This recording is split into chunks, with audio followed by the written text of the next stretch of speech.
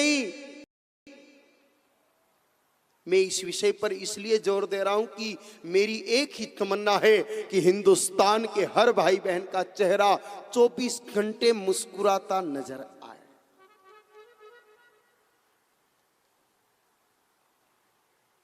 क्योंकि जब से हिंदुस्तान के लोग उदास हुए हैं ना, ये बहुराष्ट्रीय कंपनियां आपकी मुस्कुराहट को भी भुना रही है और पेस्ट का विज्ञापन करके कह रही कि ये पेस्ट करो, मुस्कुराहट रहेगी, स्माइल आएगी। अरे कोई पेस्ट से स्माइल आती है क्या?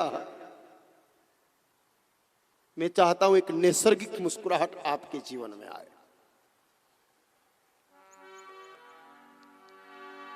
रोटियां रोज बना रही है माताएं अपने घर में, बना रही कि नहीं बना रही है?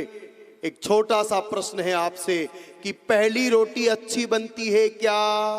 हाथ उठा करके इशारा करके बताओ। सब हाथ हिल रहे हैं कि नहीं बने। अरे भाई सीधी सी बात है, पहली रोटी अच्छी नहीं बनती क्योंकि पहले वो तवा बराबर गर्म नहीं होता। पहली रोटी कभी कड़क हो जाती, कभी कच्ची रह जाती, कभी जल जाती, कभी बढ़िया फूलती नहीं। जो उत्तम नहीं, श्रेष्ठ नहीं, अच्छी नहीं, बढ़िया नहीं, चौकी नहीं, कच्ची है, कड़क है, जली है, बली है। बोलो उसको अगर हम गौ माता को जिमाएंगे तो गौ माता के तन में विराजमान 33 कोटि देवता उसका भोग लेंगे क्या? नहीं लेंगे।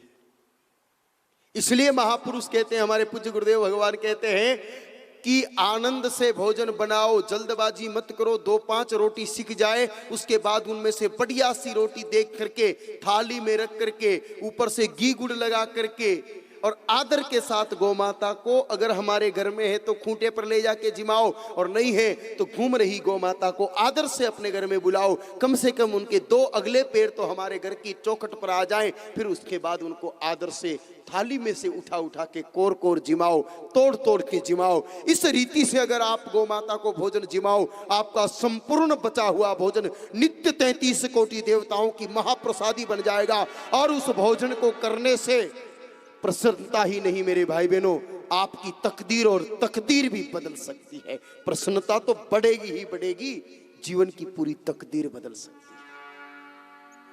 हम खाएं उससे पहले जिमाएं, उत्तम जिमाएं और भाव से जिमाएं। खेल भावना का है। कई वृद्ध सज्जन इस सभा में बैठे हैं। सरल सी बात है, अगर आपके 2 पुत्र हैं, एक पुत्र धनपति है, एक पुत्र निर्धन है।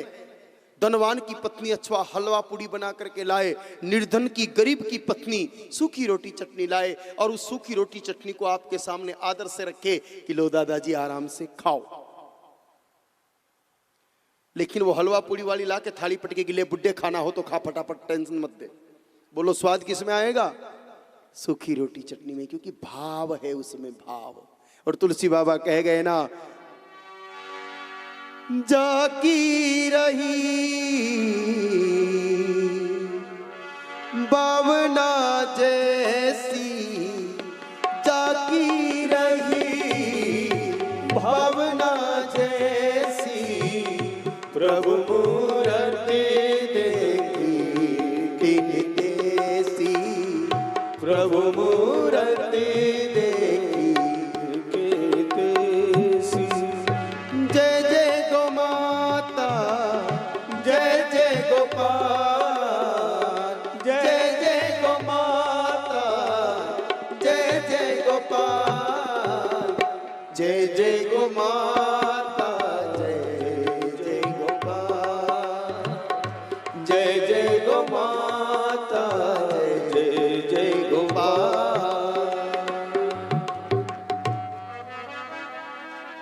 जाकी रही भावना जैसी, प्रभु मूर्त देखी तिन तेसी। हम गाय माता को माँ समझ के, ईश्वर समझ के, 33 कोटि देवताओं का विग्रह समझ के अगर प्रेम पूर्वक रोटी जिमाएंगे तो वो भगवती गौ माता हमको आशीष देगी, हमारे जीवन को धन्य धन्य कर देगी। और अगर हमारी दृष्टि में गौ माता साधारण पशु है और हम उसको पशु भाव के साथ अपने हिसाब से रोटी जिमाएंगे तो फिर हमारे जीवन में पशुता की वृद्धि होगी, मानवता की नहीं होगी।